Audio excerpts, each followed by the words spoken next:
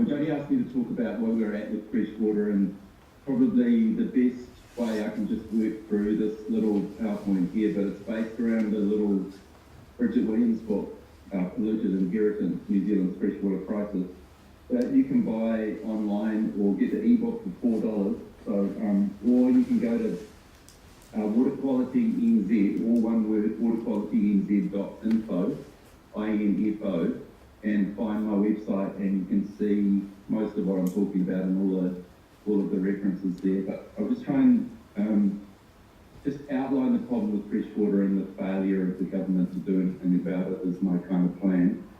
And I get this thing to start scrolling through the slides. Okay, one of the first things that I want to talk about is how we've changed the landscape so much. And the reason we have freshwater problems is not just what we put into our waterways, but what we've taken away from the protection of our waterways. So sediment and nutrients are the two key things causing the ecological problems. But I guess from a human issue, it's the pathogens that have gone in there as well. Just to give you an idea, this is the lower sort of chunk of the North Island here. And what I'm going to show is the loss of wetlands. So you can see the three colours on this map here. Hopefully you'll be able to see this.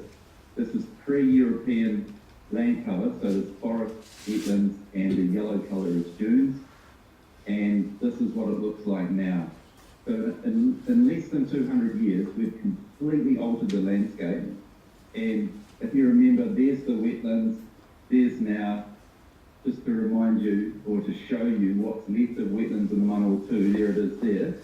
That's the last little tiny piece left. And so before we start adding anything to our rivers, we've already compromised them by taking away the wetlands that are effectively the kidneys of the system. And so we've made the system sick by taking away the kidneys, and then we add all this other stuff to it. So, I mean, there's lots of people written about this, but I think that Bob McDowell, the freshwater ecologist who passed away a couple of years ago, nailed it when he said, that while they were for Māori, they were priceless assets, rich, self-renewing resources of food and fibre. They were basically the pantry and the pharmacy. For the colonists, it was just something useless to tune into farmland. And I've been doing some sums around what was lost here, and you're looking at, just in the Manawatu alone, somewhere around $8 billion loss of ecosystem services. That's what it would cost us to replace every year what they do for us. And I estimated somewhere around 74,000 tonnes of eels for just an example of what we lost. So we're talking about ecosystem services worth $40,000 a year to replace, and turned it into farmland, mostly dairy land, that's worth at best, say, $6,000 a year. But of course, it's $6,000 you can put in the bank as opposed to $40,000 that it does as an ecosystem service. So it's a tough one to sell. Just to give you an idea of, I guess, the best indicator we have of what's happened to freshwater in New Zealand is our freshwater fish. So 74% of our freshwater fish are on the threatened species list, along with our crayfish and our mussel. And the modelling that I've got up in the graph on the right, and you can make out that red line there, that's the 70s, 80s, 90s, and the 2000s. And that's the decline of species richness at our sites. And if we keep going at that rate, by 2050, they'll be all gone. On the bottom right, that graph just shows the number of threatened species. The first bar is 1992, and then every 5 years or so, as the recalculations were done, that's the increase in the number of threatened freshwater fish species in New Zealand. So that's showing how quickly and how recent the decline is. And the reasons behind it are the land use change, and so we've got 68% of our ecosystems listed as threatened, as well as all those species. And if you can make out that map on the right there, all the red areas are less than 10% of the indigenous vegetation left there. And some of there's another colour missing of that. So big chunks of Canterbury and the Manawatu, for example, there's less than 1% of the vegetation left there. And my kind of favourite or most depressing thing to think about is that we talk about this 100% pure New Zealand, and people would fly in, say, to Canterbury to Christchurch Airport, jump in their camper van or wherever and drive off. And you know they could drive for an hour in any direction, and their chances of seeing anything that's native from New Zealand is very, very slim.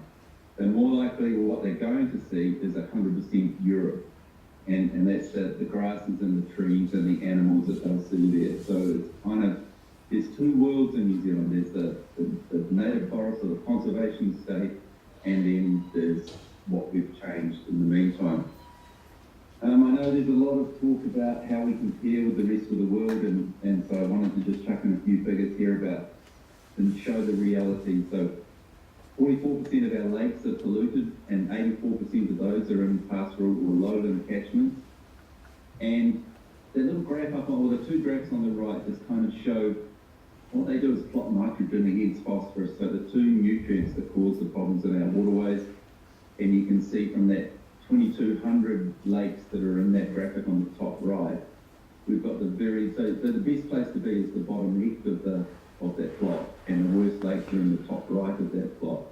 So we've got the cleanest lakes in the world, the South Island upper lakes, Hawea, Coleridge, Bukaki, Benmore, Tekapo, and then on the top right, the lowland lakes of the Waikato. And so they're amongst the most polluted in the world. And if you look at that bottom graph, it's the same kind of thing, but just the countries on there, and that big blue circle up the very top right past all those other countries is the Waikato lowland lakes. But New Zealand right up there among the worst in the world for our lowland lakes as well. So, I mean, what's the important thing, I guess, to remember here is that it doesn't stop in our rivers. It keeps on going out to the estuaries and the wetlands as well. And we have lots of impacts happening there off the harbours. I'm sure you're well aware of it, but I'm told on that. Sediments, nutrients, growing lots of algal blooms and sea lettuce and all that kind of thing. Habitat loss in the rivers for fish. But the nutrients, you know that nutrients are good things, and the really important thing to understand is this nitrogen that's causing a lot of the problems it's a problem because it leaks out of our systems. The other big part of the problem is that it's made from fossil fuels. So a big chunk of our natural gas off Maui field and out of Taranaki goes into making nitrogen fertiliser, which goes onto the land, which grows lots of grass, which goes through the cows, and I'll give you a graphic to show it, and causes the problems. But the really unsustainable part of this, 1/3 from New Zealand, 2/3 from the Middle East to think about, is these nutrients that are causing the problems come from fossil fuels. So it's hard to imagine a system that could be more unsustainable than taking fossil fuels that have built up over millennia and in a very short period of time turning them into, using them to take nitrogen out of the atmosphere to make nitrate so that we can grow stuff, and then it leaks out of the system and grows the stuff we don't want it to grow in our rivers and lakes. And that it's unsustainable fossil fuels doing that and causing the problems.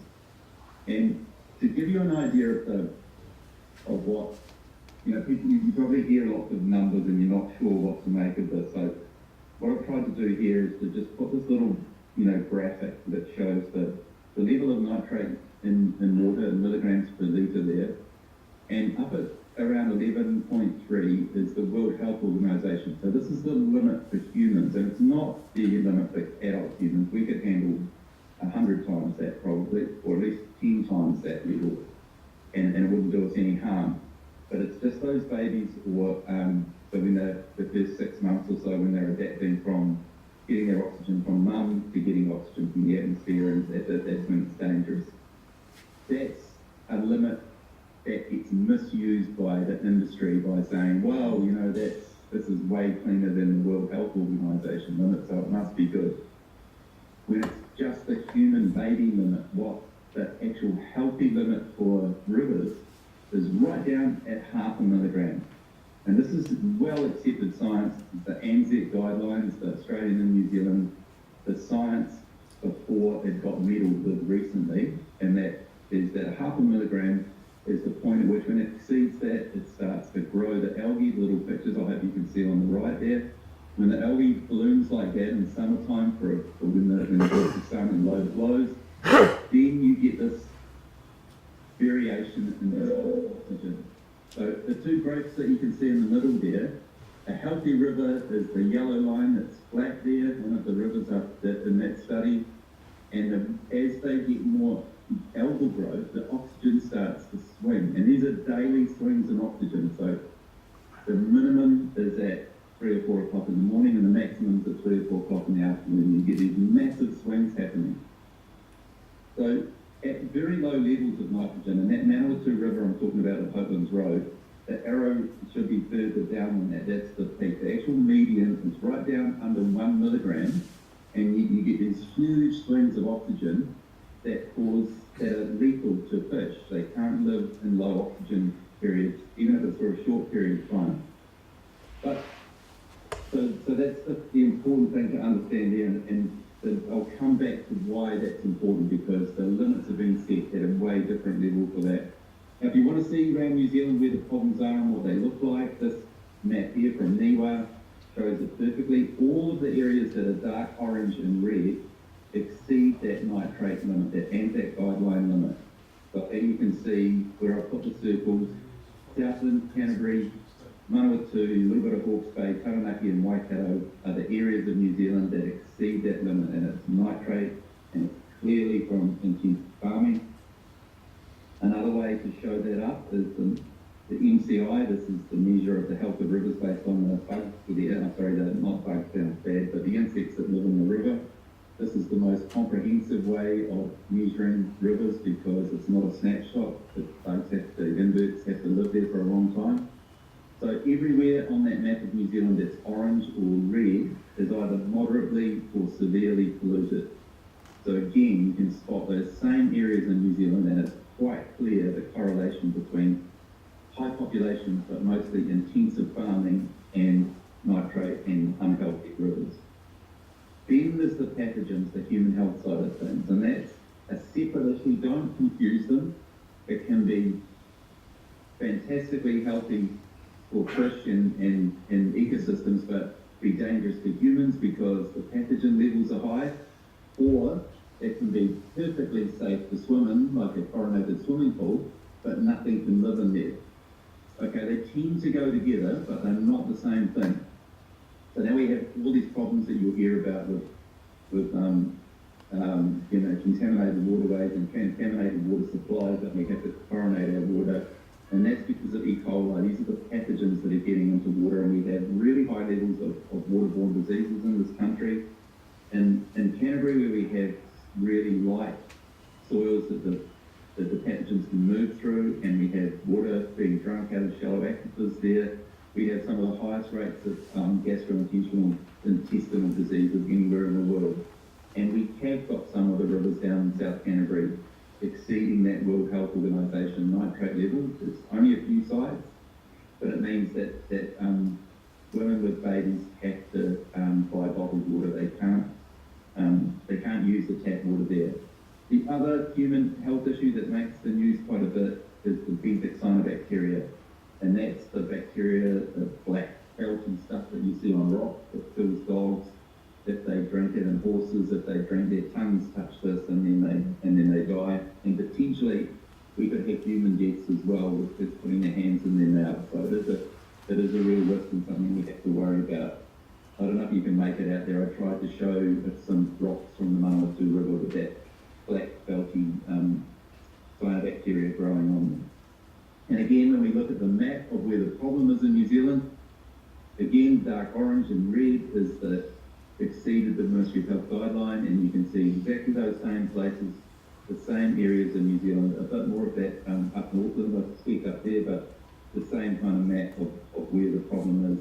And when we model that out over the length of rivers in New Zealand, it turns out that 62% of the length of all the rivers in New Zealand are unsafe to swim in, and that matches up with the number of sites that are sampled as well. I'll kind of just skip through this, but I wanted, sometimes people don't get, well, how can it be a problem? Cows are sort of natural, they're out on the grass, how can they be a problem? What's unnatural is the number of cows, the intensity of cows that we have. And that's because we add all this outside stuff. Truckloads of fertiliser and truckloads of palm kernel coming on to farms. That means that we get 2 or 3 times the natural levels of cow numbers. And you can see from those numbers there, the nitrate cycle there, and most of it is going out in urine. And so we put nitrate on the land to grow grass. A little bit of it goes out in the milk. Most of it goes out in the urine. The cows don't have a sprinkler on their back end, so it's just a big, heavy flow that lands on the ground. It can't be taken up, not much of it can be taken up by the grass, so most of it goes down into that groundwater or into below the root zone and then makes its way. So you can see those numbers there. I hope you can make out 130 on in fertiliser, 70 leaves out with the milk, 45 goes out and into the groundwater or wherever, into the lakes and rivers. So I just wanted to kind of skip a little bit into I guess I want to mention the money side a little bit, because it's really important to understand that we're paying to stop farmers from farming, because this has become such a problem, but it's only in 2 places at the moment. In Lake Rotorua and Lake Taupo, we're paying, we taxpayers and a few ratepayers are paying farmers to not farm. So in Lake Rotorua catchment is $40 million to stop 100 tonnes of nitrogen getting into the lake, and that works out to probably, for the average farm, $5 or $6 million to not have dairy cows and to not farm intensively on that land. So we're paying that. One way of looking at that is if we have to pay that amount of money to farmers not to farm to protect the lake, then, in other words, and we only do that for those 2 lakes because they're really, really important, I guess, from a tourism point of view. If we had to pay that rate for the whole country, if we thought that all of our lakes and rivers were worth what Lake Taupo and Lake Rotorua are worth, then it would cost us somewhere around $24 billion to stop the pollution that's happening on dairy farms in New Zealand at the moment. That's basing it on the average rate of nitrogen loss from farming. So that's important to understand just how much we are subsidising intensive dairy farming in New Zealand at the moment. But we're actually not subsidising because we're not paying it, and all we're doing is we're ending up with our rivers more and more polluted. This little graphic here, I don't want to spend too much time on, but basically what it's saying is that pollution goes up in an exponential rate, profits actually decline with too many cows, and many of our farms have these marginal cows that have too many cows. If they had less cows, you can see from those curves there of production and profit, back in that good zone, the green zone, you can have much less pollution and make more money. But most of the farms are out to the right-hand side of the graph because they're farming for capital gains and they want to maximise production out that end there. So it's a whole other issue that the country has to deal with. Anyway, I wanted to come back to this nitrogen issue because what the government response to this problem, and we've known about this problem for a long time. This is the bit that I'm really angry about. So this is the same graph again. So what I've done here is I've put that A, B, and C are the new fresh start for freshwater, the national policy statement for freshwater, nitrogen bans. So an A and a B. So A is up to 1, B is 1 to 2.4, and C is 2.4 to 6.9. That's the bottom line. That's the point at which the toxicity of nitrogen, the level of nitrogen in the water becomes so bad that the fish actually die. But this is my point that I keep yelling at the people from Ministry for the Environment and the regional councils, and I'm finally starting to get listened to. Fish can't die twice. They're already dead, right down at less than 1 milligram. They've died from oxygen loss because of that variability that happens with the algal growth. They can't die again of toxicity at 6.9 milligrams because you can't die twice. Now this is really, really important because the nitrate toxicity limits were put in there to cover a couple of those rivers down in Canterbury, but not all of the consultants, but the industry and the consultants who want to play games use it as a way of allowing much more intensification or continuation of pollution by using this toxicity when it's actually a red herring. And I'll apologise for the pun there. To give you an idea of how this compares with the rest of the world, the Yangtze and the Mississippi River, two of the most polluted, nutrient polluted rivers in the world, would score a B under our new scheme here. So almost every site in New Zealand scores an A, and the Yangtze and the Mississippi would score a B. This graphic here will show you the difference between before and after the national policy statement. So on the left is that graphic that I showed you in the beginning with the nitrate levels and the really badly polluted areas around New Zealand. On the right is after the national policy statement for fresh water. So see how we've solved the problem? We've got clean green New Zealand now. Almost all of New Zealand scores an A, which is the dark green. The light green scores a B, and you probably won't be able to make out, but down in South Canterbury there's a few purple dots down there, which is the failing ones. So basically what we did, what the Ministry for the Environment did was to set the limit at status quo, and so the whole of the country got an A. It's like me giving all of my students shifting the goalposts and saying, right, everybody in the class, you've all got an A. This is supposedly getting tough on fresh water. You see, they did exactly the same thing for pathogens as well. On the map left is the map that I showed you in the beginning of the sites that failed the Ministry of Health guidelines. Afterwards, everywhere gets a green tick. It's all good, no problem. That's that secondary contact thing, which is since been argued out, but it's been reduced. I mean, it's been toughened slightly, but it was still a little slight hand there. And there's a whole bunch of things that we know are important for rivers that aren't measured in any way, including that the benthic cyanobacteria, the stuff that kills the dogs and the horses and maybe a baby, not included in this. And that oxygen variability that's so crucial, not included in the national policy statement. So that's kind of, I think that's enough to sort of give you an idea of what's happening. And I don't know, Jody, I'm happy to answer any questions if we've got time, if anybody wants to ask any. Any questions? Thank you, Mike. That's pretty good. I think there was a few nods watching the new Clean Green New Zealand, so well done on explaining that. Has anyone got any questions? Yes, Brett. Is there any sign of change with the change of government? Is there any sign of change with the change of government? Yeah, I don't want to say, I can't say too much at the moment, but yes, I think that the change of government has meant that there's been a few meetings that I've been involved at recently, and I think we're going to be able to announce that at least there's recognition that the national policy statement is completely failing, and that hopefully that will mean some real change. Any other questions? Are there any?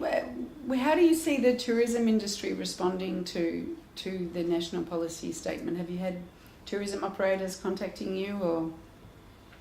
No, I think the only thing I had with tourism was, I gave a talk similar to this to the Tourism Export Council about 3 or 4 years ago, and it really knocked them, and they voted.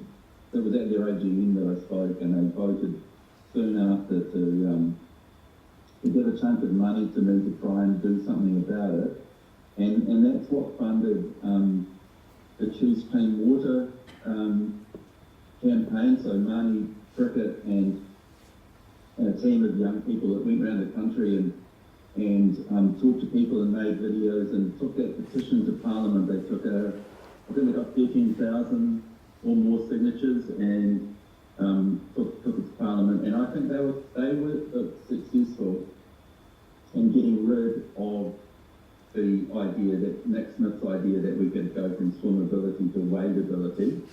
I think that campaign managed to get swimmability back in again, although they sneakily shifted the numbers. They changed the wording to back to swimmability, but they went from that 260 that I showed on the map to 540. So they kind of met it halfway. So it was a win, but whenever you have a win with these guys, there's always a little hidden, thorn in there where they slip a little bit. But so I think that was Tourism Export Council, Tourism New Zealand, the government version. So that was the actual operators, their own little association. The Government Tourism Association, no response whatsoever from them. I think they were too tied up with the previous government, and maybe with this change of government we might hear from them, but up until now they've been totally silent. Yeah, okay, thank you. Ron, you've got a question? 1.5 million tonnes of palm kernel coming into the country. How do we stop that coming in? 1.5 million tonnes of palm kernel coming into the country. How do we stop that? Yeah, I think it's more than that. I thought it was 2.3, but it might have dropped a little bit. Well, the way we stop that is putting pressure on government. I mean, I'm on this environmental reference group with Landcorp, New Zealand's biggest farmer, and they've stopped using palm kernel. So, we've had some success there. They've shown the way that you can farm without palm kernel. I just hope that we can put pressure on, and I think the response that they'll have to do, like a lot of the councils are picking up on making reduced nutrient losses, will mean that those kind of excesses like palm kernel will have to reduce, and hopefully we can stop it. Okay, and Vance, did you have something? I was just saying, with councils here and then all these sewage going into the harbour here, it causes a lot of pollution around here. Yep, Vance is seeing pollution around here. Yes, Tara. Mike, can you hear me? Yeah, Tara, yeah. Yeah. Hey, have you got any comment on how you feel let's call it the consultant industry supposedly manufacturing infrastructure to protect our environment, however seems to be manufacturing a lot of infrastructure that fails to meet its purpose? Yeah, oh man. I guess I can't really go into too much detail without getting sued, Tara, you know what it's like, but yeah, right in my backyard here we've got consultants that are they've gone through a board of inquiry process around a new highway through here where they promise to do all these things, and then once that construction starts, they just go to the regional council and ask for all these exemptions and get given exemptions. So you have this really fantastic democratic process where we go through all of the science of what needs to be done, and the board of inquiry board, sign off in good faith, thinking that all these things are going to be done to protect the environment, and then in the back room, without anybody knowing what's going on, it just gets signed away. And I'm really angry about it, but we seem to be powerless. There's a pretty noisy care group around here that are picking up stink about it, but at the moment the contractors and the consultants are winning and getting away with not doing what they're supposed to. And I guess that's just the tip of the iceberg of what happens all around the country, and it's a subtle form of corruption that corruption-free New Zealand seems to be pretty bad at. Thank you. And I'm the one that's going to get sued today, not you. And what do you have to say about groundwater? Are there implications for groundwater here? Oh yeah, definitely. I didn't mention that, but we're just seeing Canterbury just dropping pollution of shallow groundwater there, and the problem is that it takes, even in those really light soils, it's still going to take 10 years before it shows up in their sampling. So we get this kind of false impression that it's all good when it's still coming, and that's the same for the rivers too, but especially groundwater. It just starts at the most shallow ones and works its way downwards, and by the time we're starting to see the big problems, it's 10 or 20 years down the track, and it's just environmental vandalism is the only way to describe it, and just this idea that we can do what we like now and leave it for future future generations to clean up, if they can. I mean, you can't clean up groundwater, you just have to wait for it to go away. So, you know, really, really irresponsible and disgusting. Okay, thanks. Yes, Des. There's here White Tile project and cultural environmental monitor for local iwi hapu. One observation that I make, I work a lot in the field, is that there's work being done on the standards. It's the planning and the resource consenting. So I find there's double standards with the consenting around the mitigation to bypass what standards are there, and to give effect to that, if you're not there to observe these happenings or goings on, they'll carry on even though the consent conditions aren't being met. So there's a huge gap on the compliance and the regulation, and there's a lot of people just doing the shrugging their shoulders because they don't know.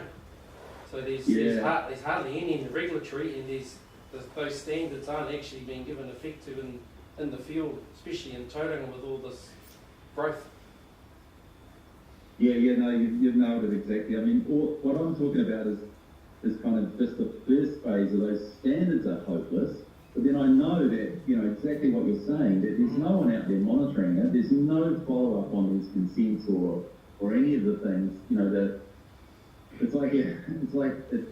have the speed limit's completely wrong, and you've got no cops out there to enforce the speed limit, so everybody just ignores it. So, really total failure by regional councils and government not giving them the right direction. But regional councils failing. I don't know if you see it in Tauranga, but around here, the council's spending way more on glossy brochures, comm staff, you know, people always trying to pump out these good news stories and not monitoring, not enforcing. They just, it's totally failing. And anyone who works on the ground and works with these things can see how it failed. So, the second bit, you've got to have the right numbers for the limits, and that's what I've been working on. But you've sure got to have the follow-up and the compliance monitoring and some kind of, something to hit them with at the end if they don't do what they're told. Yeah, we just to that we're finding we have to familiarise ourselves with each other and exchange phone numbers to be the eyes and ears out there for each other, because it's probably problematic in terms of the whole resourcing and the prioritisation of council policy and what's promoted in term and against actually what's being regulated and what's being monitored. Yeah, that's a really good point. That the people out on the ground can be the ones that spot it, and you know, I don't know. There's a lot of care groups around Wellington, and when you get the locals, you know, that are working on their own rivers and things, and they watch it, they're the best watchdogs there are. But there's still that frustration. I don't know if it certainly happens around where I live, that you can see stuff happening, you ring the council, you ring the pollution hotline, and you just get ignored. They'll take you forward if you're lucky, and then you never hear another thing. So, but yeah, I guess, I mean, it's up to all of us to speak up when we see stuff, but to organise groups to see it and to not let council fob us off, to just keep at them until we get a response from them. Kia ora, mate. Well, sorry, Mike, continue.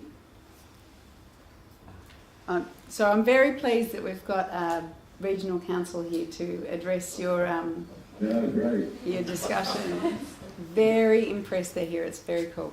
Anyway, thank you, Mike. I think that's all. We'll let you go and get some dinner or something like that. Yeah, fantastic. Oh, great that everyone's turned up tonight, and best of luck with all of it. Thank you very much.